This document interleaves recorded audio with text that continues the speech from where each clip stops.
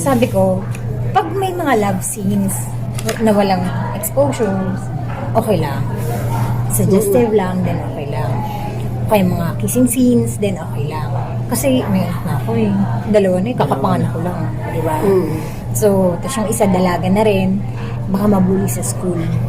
So, yun yung nakakatakot ko din. So, tama na yung dati. So, yung ngayon, move forward na tayo. Pero syempre, sobrang thankful ako kasi alam mo naman yung mga gaganyan ngayon, mga nagpapasexy ngayon, puro mga bata na talaga.